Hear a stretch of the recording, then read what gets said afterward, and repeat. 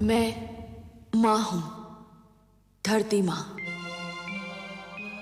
भगवान विष्णु ने कहा है कि मैंने मानव को विवेक दिया है, बुद्धि दी है, किंतु विवेक और बुद्धि रूपी दिन के साथ साथ मोह और महत्वाकांक्षा की रात्रि भी तो है। और कभी कभी मोह और महत्वाकांक्षा की रात्रि विवेक और बुद्धि के दिन को निगल लेती है। भगवान विष्णु का आदेश यह है कि मोह पर बुद्धि को, महत्वाकांक्षा पर न्याय को और भावुकता पर तर्क को प्राथमिकता दी जाए। महाराज उत्तानपाद सुरुचि के मोहजाल में उलझकर बुद्धि, न्याय और तर्क से दूर चले गए। इसी बीच मैं ये देख रही थी कि बालक ध्रुव के रूप में एक दृढ़ निश्चय जन्म ले रहा है। मानव इतिहास की एक नई भूमिका बन रही है।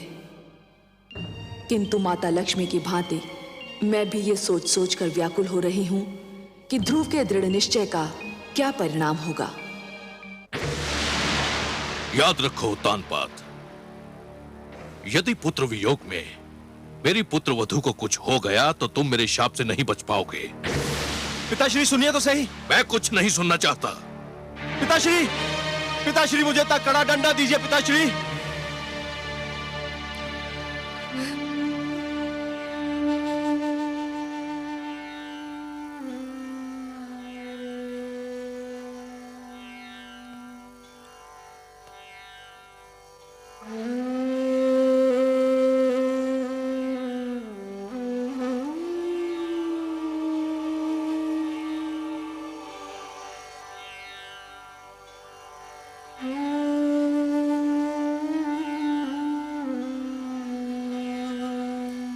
आपने सत्य ही कहा पिताश्री।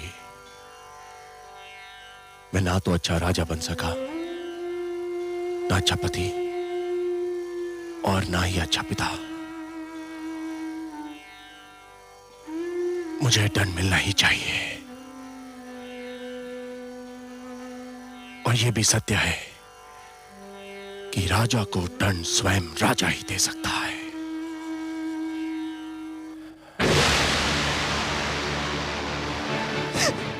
नहीं स्वामी, ये आप क्या कर रहे हैं? छोड़ दो, मुझे मर जाने दो।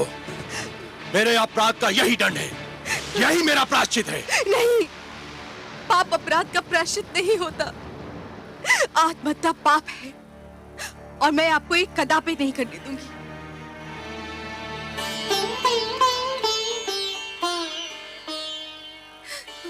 क्यों रोका मुझे? मुझे मर क्यों नहीं जाने दिया? क्यों रोका मुझे? मेरी आंखों से बहने वाले पुत्र वियोग के अश्रु को तो आप पोंछ ना सके। मेरी मांग का सिंदूर पोंछ देना चाहते थे। गोद सूनी हो गई, मांग भी सूनी कर देना चाहते थे। पुत्र के लौटने की तो मैं प्रतीक्षा कर सकती हूँ। आपको कुछ हो जाए तो मैं क्या करूंगी? तो फिर मैं क्या करूं? मुझ में तो इतनी शक्ति भी नहीं है कि तुमसे एक क्षमा याचना कर सकूं। ऐसा ना कहिए महाराज। जब ऐसा ही है तो ऐसा क्यों ना कहूं? दोष तो मेरा ही था और दंड तुम भोग रही हो। पिताश्री ने आकर मेरी आंखें खोल दी, पर दुख तो इस बात का है कि आंखें तब खुली जब समय बीत चुका था। वर्षा तब हुई जब खेती सूख चुकी थी। अब भी समय है महाराज। पुत्र ध्रुव अभी दूर तक नहीं गया होगा। तो फिर ठीक है, मैं स्वयं जाऊंगा अपने पुत्र की खोज में। मैं स्वयं खोजूंगा अपने पुत्र ध्रुव को।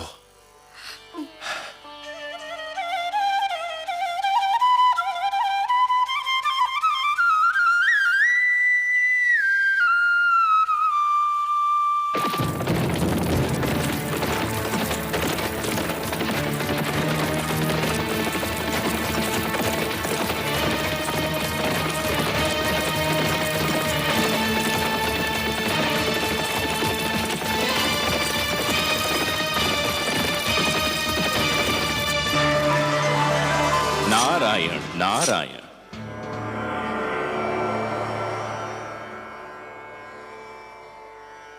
आज बहुत प्रसन्न दिखाई दे रहे हैं देवर्षि। प्रसन्न क्यों ना हूं सर्वेश्वर। धरती पर जब कोई अनुपम घटना घटती है तो मन इस प्रकार से खिल उठता है मानो बसंत बयार बहने से मधुबन। और आज तो मैंने वो दृश्य देखा जिसे देखकर मैं आनंद विभोर हो उठा। मुझे ज्ञात नहीं था कि कभी कभी किसी के कड़वे वचन भी कानों में अमृत रस घोल दिया करते हैं। तो अपनी प्रसन्नता हमसे नहीं बांटेंगे देवर्षि? आपसे क्या छिपा सकता हूं, आप तो विश्वव्यापी हैं। परंतु विश्वास कीजिए, आज महाराज मनु ने अपने पुत्र को ऐसी खरी खरी सुनाई कि मेरा मन तो झूम उठा। उत्तानपाद पर सुरुचि की मोह माया का जो रंग चढ़ा हुआ था वो तो ऐसे उतर गया जैसे बरखा की बौछार पड़ने से वृक्ष पे जमी धूल उतर जाती है। मनु ने वही किया जो एक परिवार के सर्वे सर्वा को करना चाहिए था। नई पीढ़ियां जब अकारण ही आवेश में आकर अपने पूर्वजों के बनाए हुए अच्छे नियम तोड़ने लगे, सुंदर परंपराओं का त्याग करने लगे और अपने संस्कारों से विमुख होने लगे, तो बड़ों का कर्तव्य है कि उन्हें भटकने पर टोकें, पतन से रोकें। जिस प्रकार एक अंकुश मदमस्त हाथी को अनियंत्रित होने से रोकता है, उसी प्रकार बड़ों का उपदेश छोटों को भटकने से रोकता है। परंतु मुझे आश्चर्य तो इस बात पर हुआ कि उत्तानपाद चुपचाप सिर झुकाए अपने पिता की फटकार सुनता रहा। इसमें आश्चर्य की कोई बात नहीं है देवर्षि। जिस प्रकार देर तक सोने वाले को सूर्य की तीव्र किरणें जागने के लिए विवश करती हैं, उसी प्रकार मनु के कटु वचन ने उत्तानपाद को झिंझोड़ना चाहा था। और पुत्र को भी पिता का इसी प्रकार आदर करना चाहिए, क्योंकि पिता ने पुत्र से अधिक जीवन जिया होता है। पिता के अनुभव पुत्र के अनुभवों की तुलना में कहीं अधिक विशाल, अधिक व्यापक और समय की कसौटी पर अधिक खरे उतरे हुए होते हैं। देवर्षि, नवीन पीढ़ियों को भी यह जान लेना चाहिए कि जीवन मार्ग पर उनके पहले के यात्रियों, उनके पूर्वजों के पदचिन्ह उन दीपकों के समान हैं जो उन्हें सही राह दिखाते हैं। मनु ने उत्तानपाद को उचित मार्ग दिखाया। उचित मार्ग? आपकी लीला भी विचित्र है मायापति। आपने ध्रुव को अपनी ही खोज में भेज दिया और उधर महाराज उत्तानपाद ध्रुव की खोज के लिए निकल रहे हैं। और इस बात को आपसे अच्छा और कौन जान सकता है कि ध्रुव का आप तक और उत्तानपाद का ध्रुव तक पहुंचना कितना कठिन है। कठिनाइयां ना हो तो मानव जाति में चुनौतियां स्वीकार करने की क्षमता ही समाप्त हो जाए। हर पग पर सरलता मिली तो मानव जीवन बहुत कठिन हो जाएगा देवर्षि। जूझने दीजिए उन दोनों को अपने संघर्षों से। उन्हें पता तो चले कि जीवन की कठिनाइयों से हर व्यक्ति को स्वयं ही उलझना पड़ता है और स्वयं ही उनके समाधान ढूंढने पड़ते हैं। वह तो ठीक है प्रभु, मुझे महाराज उत्तानपाद की चिंता नहीं है। वो तो ध्रुव की खोज में निकले हैं। ध्रुव किन मार्गों पर जा सकता है, किन क्षेत्रों में जा सकता है, इसका ज्ञान है उनको। उन्हें किसी मार्गदर्शक की आवश्यकता नहीं है। मुझे चिंता ध्रुव की है प्रभु। वो तो आपकी खोज में निकला है। उसे तो अपने नगर के मार्गों का ज्ञान नहीं है, तो फिर क्षीरसागर के मार्ग का क्या ज्ञान होगा प्रभु? प्रश्न यह उठता है कि ध्रुव का मार्गदर्शन कौन करेगा? आप करेंगे देवर्षि। ध्रुव का मार्गदर्शन आप करेंगे। मैं? हां, आप। वैसे भी सारे विश्व को विष्णु का पता तो आप ही बताते हैं। इन तीनों लोकों में आपसे बड़ा मार्गदर्शक और कौन हो सकता है मुनिवर? ध्रुव का मार्गदर्शन आप ही को करना होगा।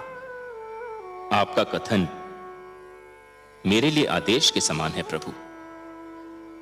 तो फिर अपना कार्य सिद्ध कीजिए। महादेवी लक्ष्मी भी व्याकुल हैं ध्रुव के लिए। उनकी अशांति दूर कीजिए। किंतु माता है कहां? माता है ना। ध्रुव का कष्ट उनसे सहन नहीं हो रहा था देवर्षि, इसलिए धरती पर गई हैं उसे भोजन कराने। परंतु समस्या यह है कि उसे तो भोजन की भूख ही नहीं है, उसे तो केवल हमारे दर्शन की प्यास है, और वह प्यास उसका मार्गदर्शन करके आप ही तृप्त कर सकते हैं मुनिवर। ठीक है प्रभु, यदि आप ये चाहते हैं कि आप भी मेरी परीक्षा लें तो ऐसा ही सही। मैं चेष्टा करूंगा कि ध्रुव उस मार्ग पर चले जो उसके लिए शुभ हो, मंगलमय हो। नारायण नारायण।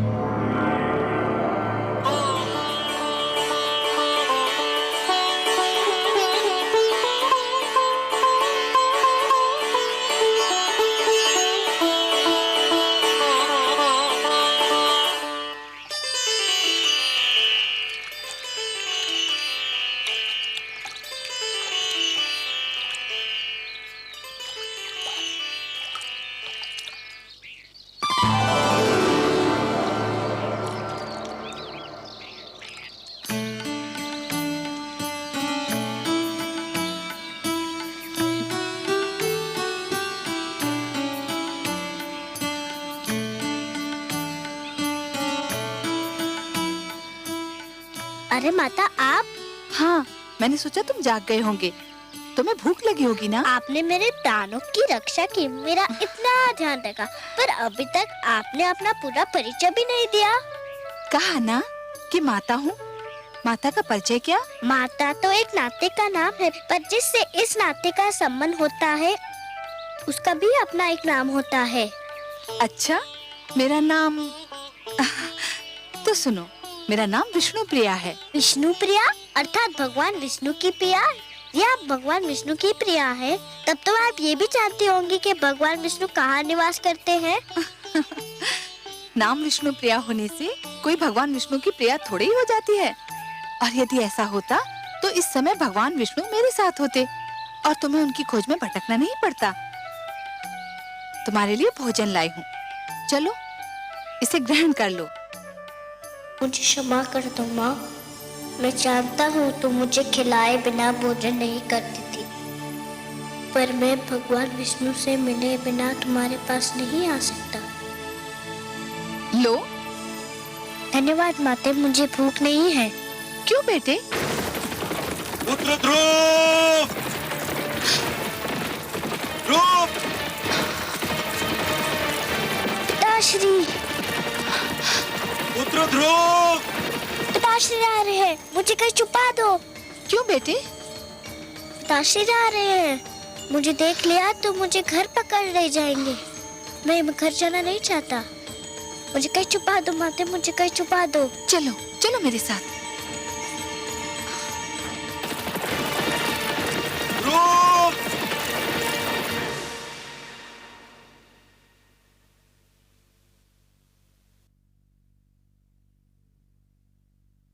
भ्राता ध्रुव कहाँ चले गए हैं माते?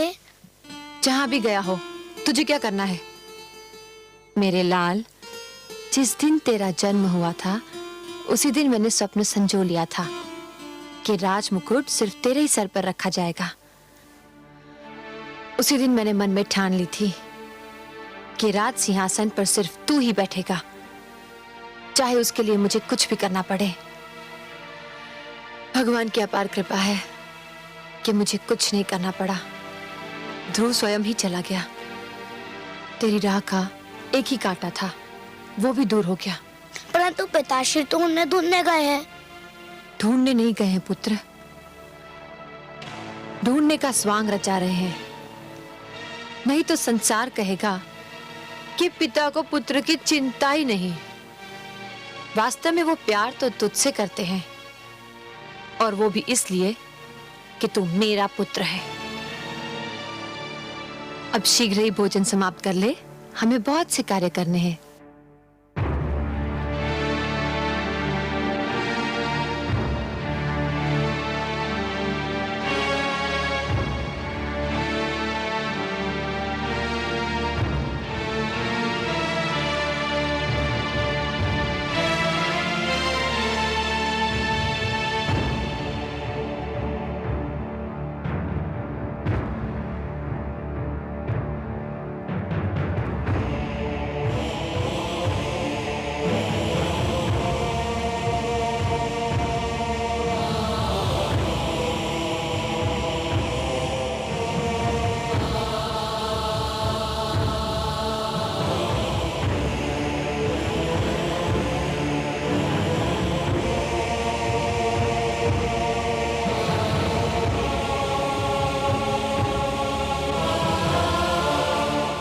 मैं आपसे क्षमा मांगने आया हूं राजगुरु। क्षमा? मुझसे क्षमा? किस बात की क्षमा? मैं क्षमा मांगने आया हूं राजगुरु अपने उस भूल की कि मैंने आपका परामर्श ठुकरा दिया। आपने मुझे रोका था और बिल्कुल ठीक रोका था कि मैं महारानी सुनीति का स्थान सुरुचि को ना दूं, परंतु मैंने आपका तिरस्कार किया। मैं अपनी उसी भूल की क्षमा मांगने आया हूं। राजा मांगता नहीं है महाराज, राजा तो देता है, प्रदान करता है। राजा क्षमा मांगने लगे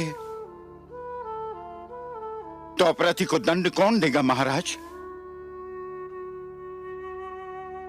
आपकी भूल ये थी कि आप अपनी इंद्रियों को वश में न रख सके, अपनी इच्छाओं पर नियंत्रण न कर सके। जिस प्रकार अश्व का सवार यदि अपने अश्व को नियंत्रण में न रख सके तो अश्व उसे अपनी पीठ से धरती पर गिरा देता है, उसी प्रकार आप अपनी कामुक इच्छाओं पर नियंत्रण न कर सके और इन इच्छाओं ने आपको वहां पहुंचा दिया जहां आप आज स्वयं को पा रहे हैं। कर्म से गिरकर आपने राजा के धर्म को लज्जित कर दिया है महाराज। राजा तो ईश्वर का प्रतिनिधि होता है और उसे किसी से क्षमा मांगना शोभा नहीं देता। मुझसे वास्तव में भारी भूल हुई है। मुझे दंड दीजिए राजगुरु, मुझे दंड दीजिए। भूल अवश्य हुई है महाराज, परंतु मैं दंड देने वाला कौन होता हूं? मुझे तो यह अधिकार ही प्राप्त नहीं। यह भूल आपने मर्यादा के विरुद्ध की है, अपने राज धर्म के विरुद्ध की है, और इस भूल का दंड या क्षमा आपको स्वयं आप प्रदान कर सकते हैं या ईश्वर। मुझे स्वीकार है आपका परामर्श राजगुरु, परंतु आप ही बताइए कि मैं स्वयं को इस भूल का क्या दंड दूं? वो तो आपको मिल ही रहा है महाराज। क्या पुत्र वियोग किसी दंड से कम है? क्या इस राजमहल का सूनापन और सन्नाटा किसी दंड से कम है? क्या ये कुछ कम दंड है कि आप राजभवन में हैं और पुत्र ध्रुव वनों की धूल छान रहा है? राजगुरु, यही दुख तो मुझे चैन नहीं लेने देता। चैन तो आपको उसी समय मिलेगा महाराज, जब आप ये निश्चय कर लेंगे कि आप इस भूल को न स्वयं दोहराएंगे न कभी किसी को दोहराने देंगे। प्रजा तो राजा के पद चिन्हों पर चलती है। आप अपनी प्रजा को विश्वास दिलाइए कि ऐसी भूल अब कभी नहीं होगी। रही क्षमा तो वो तो केवल ईश्वर ही कर सकता है। आप भगवान विष्णु से प्रार्थना कीजिए कि वो आपके पुत्र की इच्छा पूर्ति करते। ये होता है तो आपको अपने आप ही क्षमा मिल जाएगी। वो तो मैं अवश्य करूंगा राजगुरु, किंतु इस समय जाकर महारानी सुनीति से क्या कहूं, यही सोच मुझे खाई जा रही है।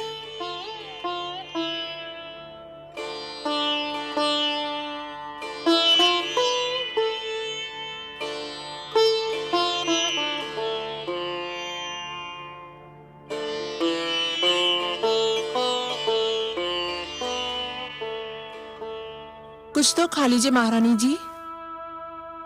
इसे ले जाओ दासी, मुझे भूख नहीं है। कब तक आप भूखी रहेंगी महारानी जी?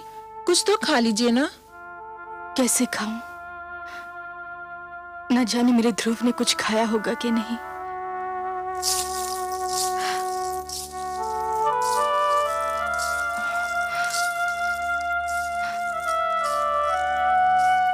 मेरा पुत्र महाराज। नहीं, कहीं नहीं मिला। मैंने सारा क्षेत्र छान मारा, उसका कहीं पता नहीं चला।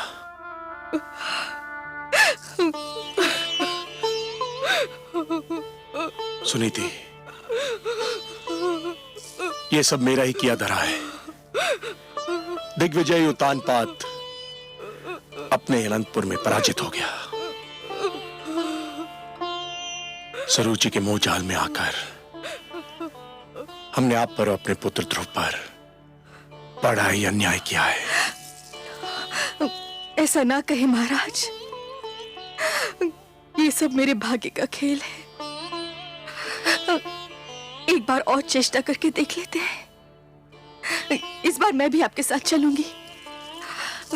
वनों में, पहाड़ियों में, घाटियों में, हर जगह उसे पुकारूंगी। कभी तो सुनेगा अपनी माँ की करुणा भरी पुकार, कभी तो सुनेगा। एक महारानी होकर आप भटकती फिरे, नहीं, ये उचित नहीं है। महारानी सुनीति कदापि उचित नहीं है। एक महारानी के लिए उचित नहीं, एक माँ के लिए तो उचित है। पुत्र ठोकरे खाता फिर रहा हो तो माँ को महल में चैन कैसे मिलेगा? देर हो गई तो वो हमसे और दूर चला जाएगा। चलिए महाराज, चलिए।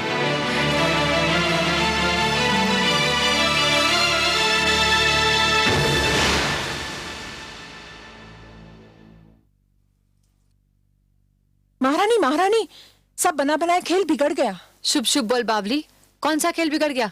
महारानी सुनीति ने महाराज का मन एक बार फिर जीत लिया है। क्या? ये तू क्या कह रही है? स्पष्ट बता, क्या हुआ? मैं वहीं से चली आ रही हूँ। पुत्र शोक ने महाराज को व्याकुल कर दिया है।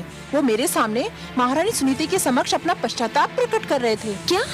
हाँ महारानी, और अब दोनों मिलकर राजकुमार ध्रुव की खोज में जा रहे हैं। कुछ कीजिए, वरना आपके सारे सपने चकनाचूर हो जाएंगे। नहीं, यह असंभव है। ऐसा नहीं हो सकता। मैं देखती हूँ कि महाराज कैसे जाते हैं।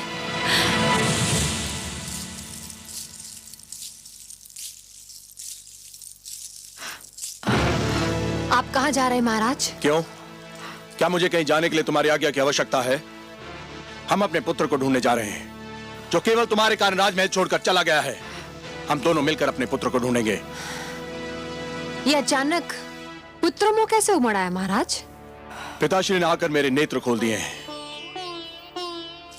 मुझे आज ज्ञान हुआ है कि परिवार में पिता का क्या महत्व होता है। मैं भटक गया था।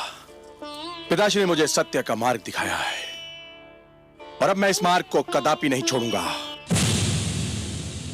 कान खोलकर सुन लीजिए महाराज, मैं आपको कहीं नहीं जाने दूंगी। तू मुझे जाने नहीं देगी? तू रोकेगी मुझे? हाँ, मैं रोकूंगी आपको, क्योंकि मैं आपकी पत्नी हूँ। तू पत्नी नहीं, पत्नी के रूप में हमारे परिवार के सुख चैन, हमारी एकता और हमारे प्रेम की शत्रु है। महाराज, तू उस चमकती रेत के समान है जो प्यासे यात्री को दूर से जल तो दिखाई देता है, परंतु पास आने के बाद पता चलता है कि वो जल नहीं, केवल रेत है। पिताश्री ने आकर मुझे इस मोह जाल से मुक्त कर दिया है। तेरे मोह में फंसकर मैं अपनी देवी समान धर्म पत्नी को भूल चुका था, अपने आप को भूल चुका था। तो ये कहिए ना कि सुनीति ने अंत में आप पर अपना रंग जमा ही लिया। मैं सब समझती हूँ, इसी ने आपको मेरे विरुद्ध भड़काया है। ये बेचारी शोक की मारी किसी को क्या भड़काएगी? इसके मन में तो पुत्र वियोग की अग्नि दहक रही है। पर तू क्या जाने इस दुख को? यदि तेरा उत्तम कहीं चला गया होता तो तुझे ज्ञान होता कि पुत्र वियोग क्या होता है। ये आप क्या कह रहे हैं महाराज? भगवान के लिए इतने अशुभ बोल अपने मुंह से ना बोलिए। भगवान ना करे कि वो कहीं चला जाए। वो केवल आपका ही नहीं, मेरा भी पुत्र है। उसने मेरी कोख से जन्म नहीं लिया तो क्या हुआ? माता कहकर तो वो मुझे भी पुकारता था। मैं तो यही सोचती थी कि ध्रुव के जाने के बाद उत्तम ही हमारे घर का दीपक है। ध्रुव को तो मैं खो चुकी हूं। उत्तम भी अगर कहीं चला गया तो हमारा क्या होगा? देख लिया तुमने, ये है माता, ऐसी होती है ममता। और एक तुम हो कि ध्रुव हरदम तुम्हारी आंखों में कांटे के समान खटकता रहता था। तुम यही चाहती थी ना कि राजमहल तुम्हारा हो जाए, यह ऐश्वर्य तुम्हारा हो जाए, मेरे राजकोष, मेरे सिंहासन पर तुम्हारा अधिकार हो जाए। तो ले, मैं सब कुछ तुम्हें देता हूं और सुनीति को लेकर अपने पुत्र की खोज में जा रहा हूं। यदि वो हमें ना मिला तो हम भी लौट कर नहीं आएंगे। तू बिठा ले अपने पुत्र को राज सिंहासन पर और जैसे चाहे वैसे राज कर। हम जा रहे हैं। चलिए महारानी सुनीति। महाराज,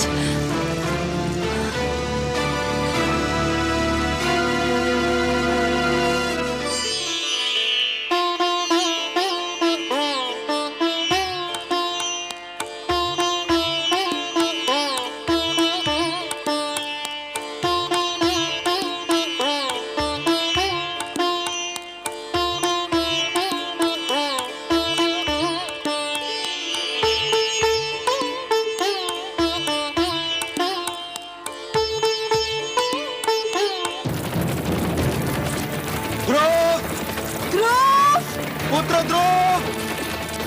ध्रुव!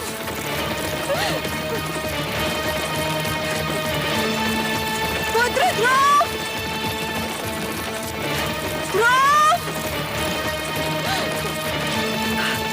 ध्रुव! ध्रुव! पुत्र ध्रुव!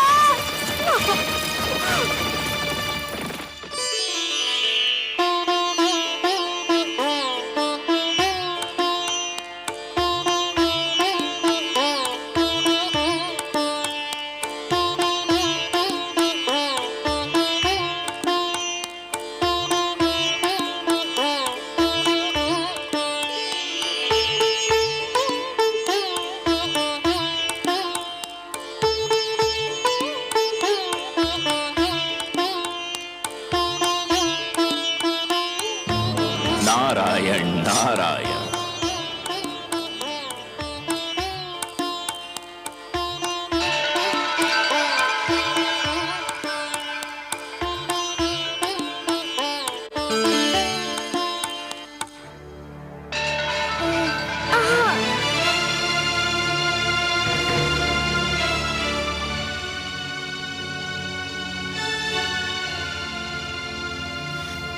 बालक, आप कौन है महात्मन? तुम प्यासे हो और मैं तुम्हारे लिए जल लाया हूं। क्या इतना जान लेना पर्याप्त नहीं है? मैं जल पीना नहीं चाहता। मैं भगवान विष्णु से मिलने जा रहा हूँ। बहुत लंबी यात्रा करनी है मुझे। जल नहीं पियोगे तो लंबी यात्रा कैसे करोगे? धर्म की साधना के लिए शरीर की रक्षा करना बहुत आवश्यक होता है बालक। लो, थोड़ा सा जल पी लो।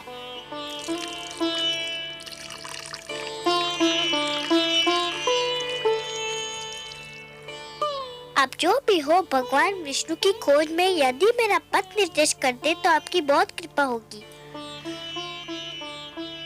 तुम जितने कोमल हो पुत्र, तुम्हारा संकल्प उतना ही कठोर है। इस कड़ी धूप में कुम्हला जाओगे। मेरी बात मानो पुत्र, घर लौट जाओ। मैं तो समझा था कि आप मेरा मार्गदर्शन करेंगे। मार्गदर्शन ही तो कर रहा हूं। देखो, यहाँ से एक मार्ग तुम्हारे घर की ओर भी तो जाता है। तो भी मिलता है, मुझे घर लौट जाने को कहता है। कोई भी भगवान विष्णु का पता नहीं बताता। मैं उनसे मिले बिना घर नहीं जाऊंगा। ये जानकर भी नहीं कि तुम्हारी खोज में तुम्हारे माता पिता दिशाएं छान रहे हैं। आपको किसने बताया? मैं तो तुम्हें भी बता सकता हूँ। बता क्या, मैं तो तुम्हें दिखा भी सकता हूँ। देखना चाहोगे? देखो। माते! संभलिए महाराज। आप कौन है? आप मेरे माताजी के पास ले जा सकते हैं, तो फिर भगवान विष्णु के पास भी ले जा सकते हैं। मुझे बताइए आप कौन है? मैं नारद हूं बालक, देवर्षि नारद। बारंबार प्रणाम आपको करता हूँ देवर्षि नारद। मुझे बताइए भगवान विष्णु कहाँ रहते हैं? भगवान विष्णु तो क्षीर सागर में शेषनाग की शैया पर निवास करते हैं पुत्र। चलिए ले चलिए मुझे क्षीर सागर। यही तो समस्या है पुत्र। क्या समस्या है? कोई प्राणी जीते जी क्षीर सागर में नहीं जा सकता। क्षीर सागर में मनुष्य की आत्मा जा सकती है, उसका शरीर नहीं। जब तक कोई प्राणी इस जीवन के बंधन में बंधा है, तब तक वो क्षीर सागर नहीं जा सकता। मृत्यु के पश्चात ही वहां जाया जा सकता है बालक। पर मैं तो जीते जी उनसे मिलना चाहता हूँ। मैं मृत्यु से नहीं डरता, किंतु मैं उनसे मिले बिना मरना नहीं चाहता। तुमने तो मुझे चक्कर में डाल दिया पुत्र। एक बात कहूँ देवर्षि? अवश्य कहो पुत्र। मनुष्य तो मृत्यु के पश्चात ही उनसे मिल सकता है, पर वे स्वयं तो किसी भी जीवित प्राणी से मिल सकते हैं ना? मेरी बुद्धि की परीक्षा मत लो। तुम क्या कहना चाहते हो बालक? यही कि यदि मैं उनके पास नहीं जा सकता, पर वो तो मेरे पास आ सकते हैं ना? हाँ, ये तो संभव है, किंतु इसके लिए बड़ी कड़ी तपस्या करनी होगी। करूँगा, करूँगा, कड़ी से कड़ी तपस्या करूँगा। सोच लो बालक, बड़ी कठिन राह है ये। कष्ट ही कष्ट है इस राह में। भगवान विष्णु के दर्शन के लिए मैं हर कष्ट हंस के सह लूंगा। पहले तुमने मुझे प्रणाम किया, अब मैं तुम्हें, तुम्हारे साहस, तुम्हारे दृढ़ निश्चय को प्रणाम करता हूं। इतना छोटा बालक और इतना बड़ा संकल्प, इतना साहस। अच्छा तो सुनो, तुम्हें उस वन में जाना होगा, दूर अंदर तक। वहां जाके तुम्हें एक मंत्र का जाप करना होगा, निरंतर, तार तोड़े बिना। जाप एक पल के लिए भी नहीं टूटना चाहिए। मुझे मंत्र दीजिए। कहो, ओम नमो भगवते वासुदेवाय। ओम नमो भगवते वासुदेवाय। ओम नमो भगवते वासुदेवाय। ओम नमो भगवते वासुदेवाय। ओम नमो भगवते वासुदेवाय। ओम नमो भगवते वासुदेवाय। ओम नमो भगवते वासुदेवाय। ओम नमो भगवते वासुदेवाय। ओम नमो भगवते वासुदेवाय। ओम नमो भगवते वासुदेवाय। देवर्षि, माते प्रणाम।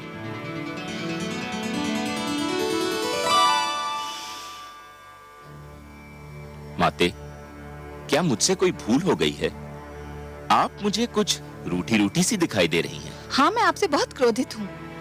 आप भी कभी कभी ऐसे उल्टे सीधे काम करते हैं कि मन करता है आपसे कभी बात ही न करूं। मगर माते, नियम तो यह है कि दंड देने से पहले अपराध करने वाले को उसके अपराध के बारे में बताया जाता है। आपने तो मुझे अभी तक नहीं बताया कि मेरा अपराध क्या है। आपसे उत्तर नहीं बन पा रहा, इसके लिए बातें बना रहे हैं। मैं पूछती हूँ, उस छोटे से बालक को इतने घोर वन में भेजने की क्या आवश्यकता थी, जहाँ हर पग वन्य पशुओं और विषैले सर्पों का संकट है?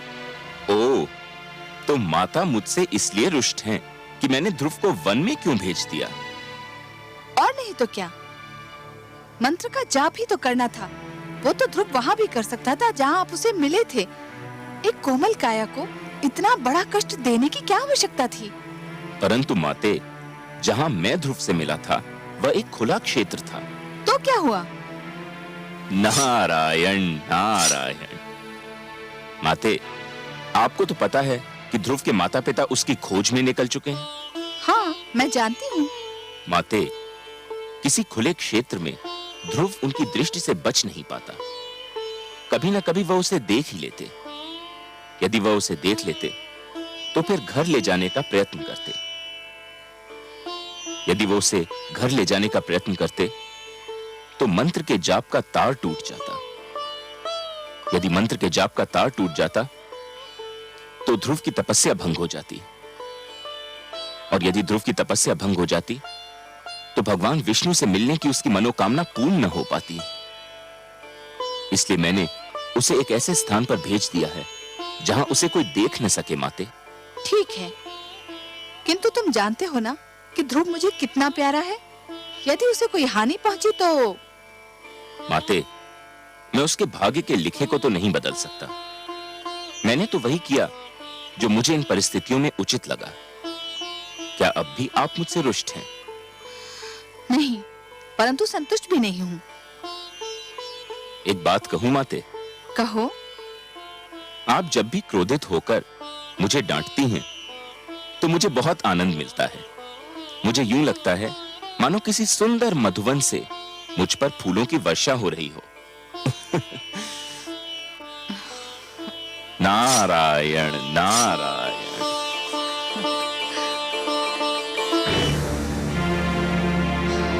ओम नमो भगवते वासुदेवाय। ओम नमो भगवते वासुदेवाय। ओम नमो भगवते वासुदेवाय। ओम नमो भगवते वासुदेवाय। ओम नमो भगवते वासुदेवाय। ओम नमो भगवते वासुदेवाय। ओम नमो भगवते वासुदेवाय। ओम नमो भगवते वासुदेवाय। ओम नमो भगवते वासुदेवाय। ओम नमो भगवते वासुदेवाय। ओम नमो भगवते देवाय। ओम नमो भगवते वासुदेवाय। ओम नमो भगवते वासुदेवाय। ओम नमो भगवते वासुदेवाय। ओम नमो भगवते वासुदेवाय। ओम नमो भगवते वासुदेवाय। ओम नमो भगवते वासुदेवाय। ओम नमो भगवते वासुदेवाय। ओम नमो भगवते वासुदेवाय। ओम नमो भगवते वासुदेवाय। नारायण नारायण। आइए देवर्षि, आइए, स्वागत है आपका। बताइए, तो क्या आपकी कृपा दृष्टि हुई ध्रुव पर? क्या आपका मार्गदर्शन मिला उसे? ध्रुव का मार्गदर्शन आपने भी किसके पास भेज दिया था मुझे? वो बालक है ना, न जाने किस मिट्टी का बना हुआ है। देखने में तो छोटा सा है, परंतु संकल्प इतना दृढ़ कि बड़े बड़ों की बुद्धि चकरा जाए। इतनी छोटी सी आयु में इतनी महान अभिलाषा, और अब इस बात पर अड़ा हुआ है कि भगवान को स्वयं ही उसके पास आना पड़ेगा, और इसके लिए कुछ भी सहने को तैयार है। प्रभु, उसका मार्गदर्शन करते करते तो मैं अपना मार्ग भूलते भूलते बचा। उसे मेरे मार्गदर्शन की आवश्यकता नहीं लगती प्रभु। आप ठीक कह रहे हैं देवर्षि, आप ठीक कह रहे हैं। पतंगा जब दीपक पर अपना सर्वस्व न्योछावर करने की ठान लेता है तो केवल एक ही वस्तु उसका मार्गदर्शन कर सकती है, दीपक की लौ और उस पर मर मिटने की इच्छा। फिर यही उद्देश्य उसका पूर्ण जीवन बन जाता है। ध्रुव के मन में जिस संकल्प ने जन्म लिया है देवर्षि, उस संकल्प की पूर्ति के लिए उसका मार्गदर्शन भी वही संकल्प करेगा। उस संकल्प के अतिरिक्त और कोई उसका मार्गदर्शन कर ही नहीं सकता। एक बात पूछने को मन कर रहा है जनार्दन। तो संकोच क्यों कर रहे हैं देवर्षि? पूछिए ना। हे विश्वेश्वर, जब ध्रुव के संकल्प से ही उसका मार्गदर्शन होना था, तो फिर उसके मार्गदर्शन के लिए आपने मुझे क्यों भेजा? यदि चंद्रमा उदित ही न हो देवर्षि, तो अंधियारी रात्रि के यात्री को कौन बताए कि उसकी यात्रा किस दिशा में होनी है? आपने चंद्रमा बनकर ध्रुव की आकांक्षा को दिशा दे दी देवर्षि। यह कोई साधारण और सरल कार्य नहीं था। मैं जानता था कि यह कार्य केवल आप ही कर सकते हैं देवर्षि, केवल आप, क्योंकि आप सृष्टि के सबसे श्रेष्ठ मार्गदर्शक हैं। जो आपने किया वो केवल उचित ही नहीं था, बल्कि सराहनीय भी था। आपकी सराहना के लिए बहुत बहुत धन्यवाद नारायण। किंतु माता लक्ष्मी कभी मुझे सराहें, लगता है ये मेरे भाग्य में नहीं लिखा है।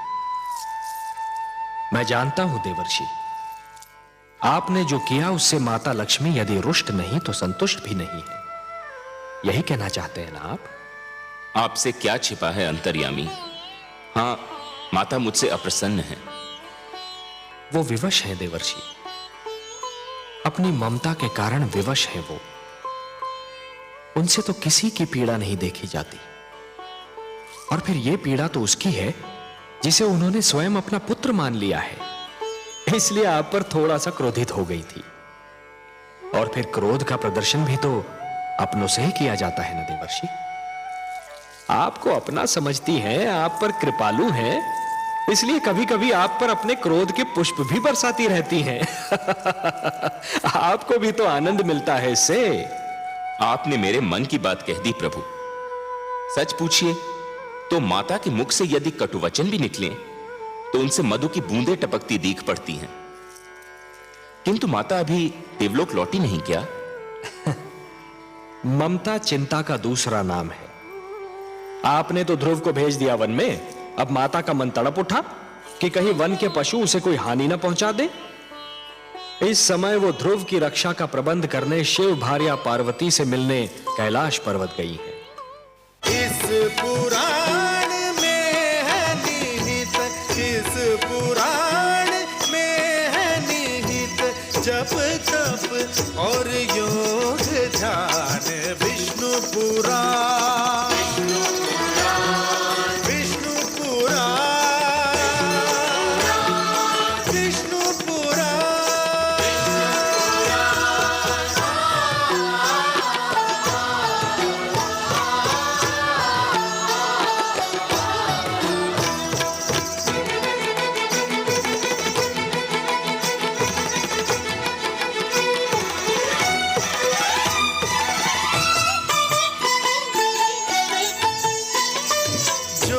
सुनेगा ये पुराण पाएगा सुख और ज्ञान, पाएगा सुख और ज्ञान। कर्म को ही धर्म जान, प्रेम की तू छेड़